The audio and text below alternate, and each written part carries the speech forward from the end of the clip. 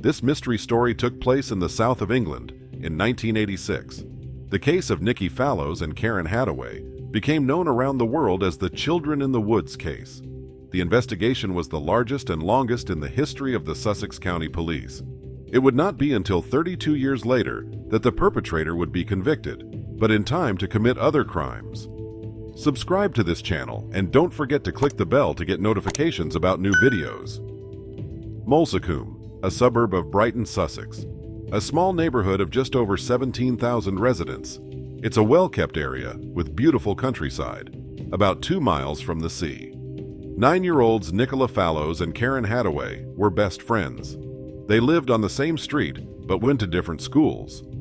On October 9, 1986, at 3:30 p.m., the girls came home from school and went for a walk.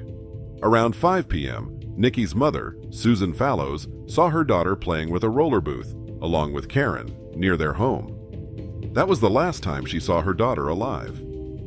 The next time the girlfriends were seen was by a 14-year-old near the stores on Lewis Road. He knew the girls, and so told them to go home so their parents wouldn't worry.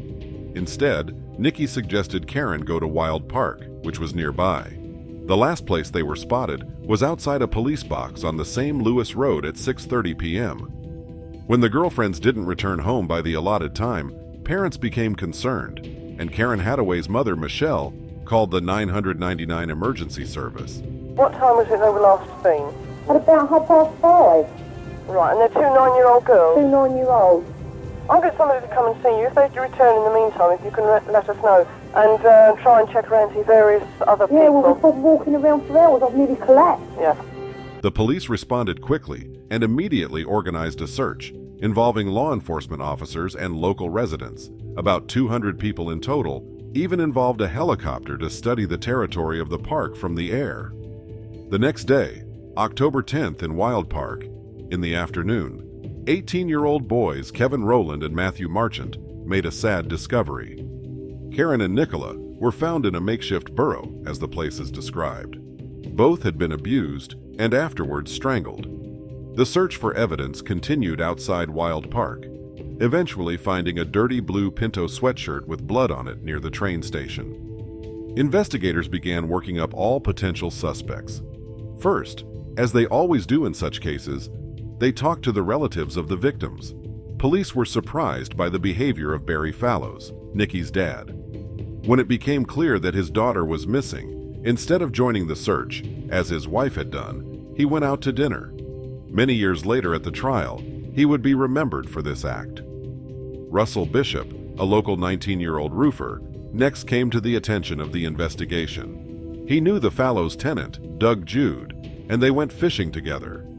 On the day the girls disappeared, he stopped by an acquaintance's house, and that's when he had an unpleasant conversation with the homeowner, Barry Fallows. The man in the heat of the argument even insulted Russell's girlfriend. Bishop was also seen near the police box on Lewis Road at the same time Nicky and Karen were there. The witness noted that Russell was wearing some sort of blue sweater, and when the public became aware of his girlfriend's disappearance, the boyfriend joined the search. He not only handed out leaflets, but also combed Wild Park with his dog, emphasizing that his terrier Misty is a specially trained tracking dog and is even insured for £17,000. This could well have been true, as the lad's mother Sylvia was a well-known sinologist and author of scientific articles on the subject. At the time the bodies were found, the man was in the vicinity and was one of the first to be near them. But no one touched the bodies, as confirmed by the police investigator who was at the scene of the discovery. During the interrogation, Bishop gave strange and illogical testimony. Since the guy lived in a nearby neighborhood, he had to explain what he was doing in Molsacombe on the evening. He said he was going to steal a car from the University of Sussex campus. By then, he had been caught several times for such offenses. He explained his presence specifically at the police box by the fact that he had gone there to buy a newspaper, but after remembering that he had no money with him, he returned home. And he missed a date with his girlfriend, allegedly because he bought illegal substances and went home. Nevertheless, Bishop admitted that his footprints could be found on the bodies because he was trying to check for a pulse. This testimony by Bishop is what led to his arrest, 3 weeks after the bodies were discovered. Bishop's trial took place in 1987, during which it was revealed that the medical examiners had failed to lift fingerprints from the recovered bodies, failed to establish the time of death, and did not even examine blood found on the clothing of one of the deceased. The prosecution built its case on two key circumstances. Bishop's girlfriend stated during the investigation that the sweatshirt found belonged to her boyfriend, and also that the murders occurred between 6:15 and 6:30 p.m., and that the defendant was nearby at the time. However, in court, Russell's girlfriend said she did not recognize the sweatshirt, and witnesses who saw the girls and Bishop claimed that at 6:30 p.m., Nikki and Karen were standing outside the fish store, and Russell was walking home at the same time. Judge Sheeman therefore instructed the jury that unless they were satisfied that the deaths occurred before 6:30 p.m., they should acquit the defendant. It took the jury less than 2 hours to acquit Bishop. During the investigation and trial, the boyfriend was supported by his entire family. After the acquittal, they threw a party. The case caused a wide public resonance, and the national media did not ignore it. Bishop and his mother were interviewed, and the man himself sold his story as a wrongfully accused person to the News of the World magazine for £15,000. The families of the victims, on the other hand, have received letters of support from all over the country, and the girls themselves became known far beyond the borders of England as the Babes in the Woods. 3 years later, on February 1st, 1990, in Brighton, 7-year-old Rachel Watts was rollerblading near her home in Whitehawk. Suddenly, a red Ford Cortina pulled up beside her, and a man got out of the car and pushed Rachel into the passenger compartment. They drove 14 miles to a local landmark, a dry valley called Devil's Dyke. The man abused his captive in the interior of the car, removed her clothes, threw her roller boots into the bushes, and dumped her lifeless body out of the cabin before driving away. As the perpetrator thought, a lifeless body. Rachel, who lost consciousness due to strangulation, recovered after a while and was able to get to the people who helped her. Immediately organized a search for the attacker, and 3 days later was arrested, who was identified by the girl. It turned out to be Russell Bishop. This was just 3 years after the man was acquitted of the murders of Nikki and Karen. In December 1990, he was found guilty on all charges for the crimes against Rachel Watts and received a life sentence with the right to parole after 14 years. The felon exercised that right, but was denied twice. And while he was in prison, Christopher Barry D. and Robin Odell's book, A Question of Evidence, was published, in which they discovered a connection between the Babes in the Woods case and another mysterious crime from the past. 1978. Margaret Frame was described as a quiet and cheerful woman.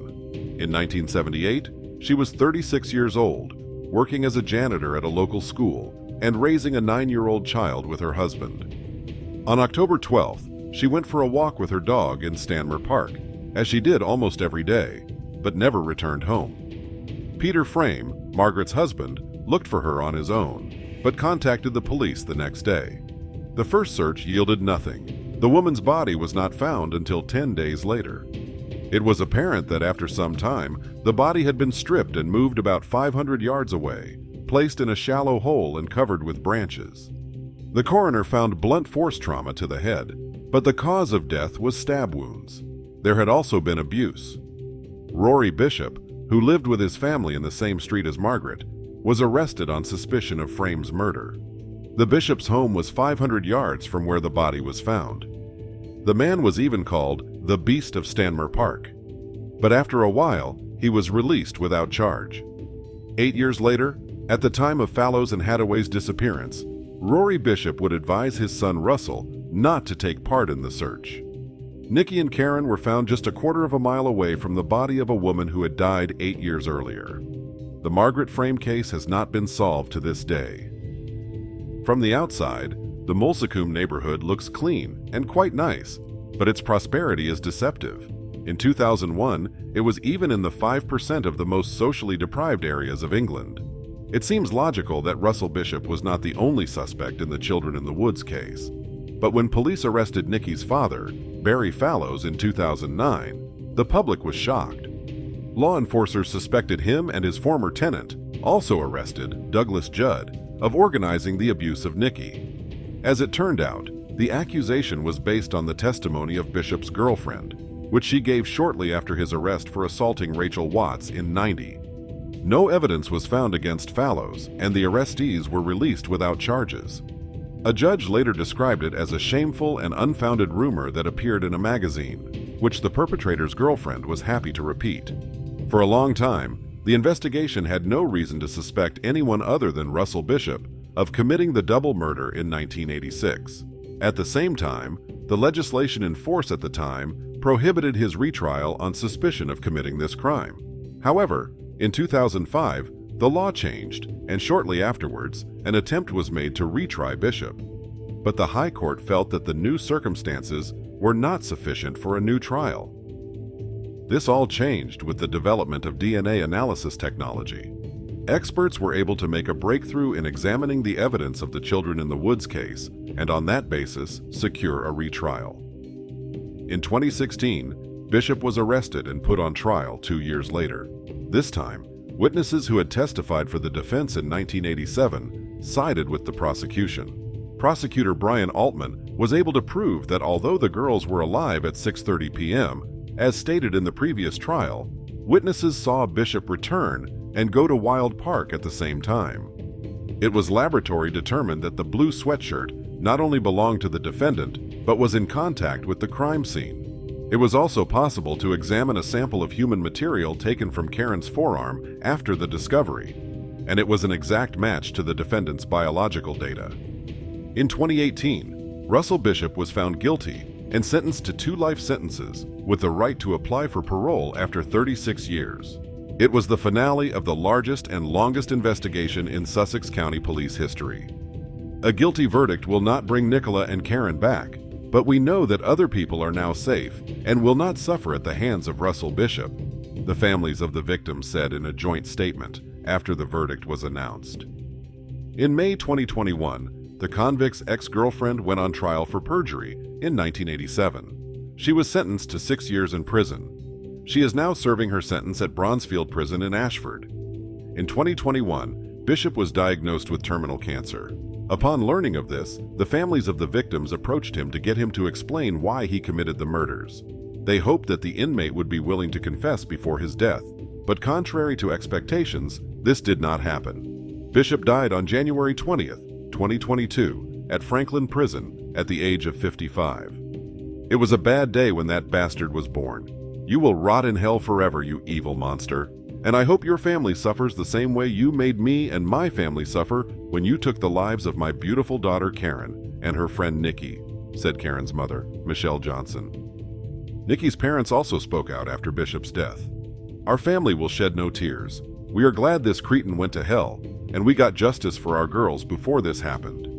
Lee Hadaway, Karen's father, died in 1998 without ever seeing justice served. Nikki's parents, Susan and Barry, are divorced. They were present at Bishop's sentencing. What do you think? Was Bishop's father involved in the murder of Margaret Frame, or was it committed by 12-year-old Russell at the time?